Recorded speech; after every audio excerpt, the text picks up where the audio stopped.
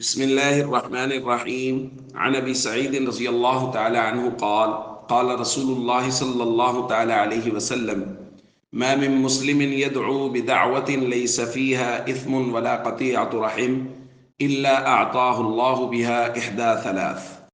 الحديث رواه أحمد.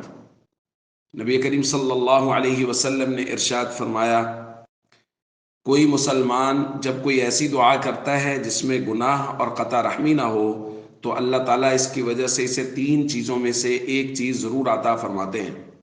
نمبر ایک، حضور نے فرمایا اما ان يعجل له دعوتہ، یا تو اللہ تعالیٰ اس کی دعا کو ہی فوراً قبول کر کے عطا فرما دیتے ہیں۔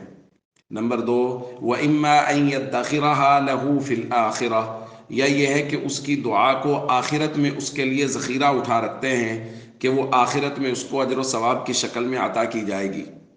اور نمبر تین، وَإِمَّا أَن يَصْرِفَ عَنْهُ مِنَ السُّوءِ مِثْلَهَا، کہ جو دعا اس نے مانگی ہے وہ تو عطا نہیں ہوئی، آخرت میں ذخیرہ بھی نہیں ہوئی، لیکن اس کی مثل اس سے کوئی برائی، کوئی آنے والی مصیبت ہٹا دی جاتی ہے۔ صحابہ کرام نے جب یہ سنا تو عرض کیا، اذن نکثر یا رسول اللہ، یا رسول اللہ اگر ایسی بات ہے کہ کوئی بھی دعا وہ فائدہ سے خالی نہیں ہے تو ہم تو پھر بہت کثرت سے دعا مانگا کریں گے۔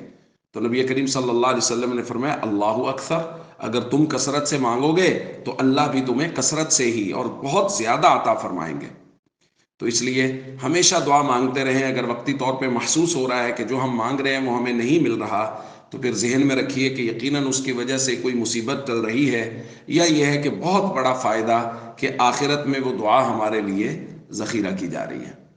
والسلام علیکم ورحمۃ اللہ وبرکاتہ۔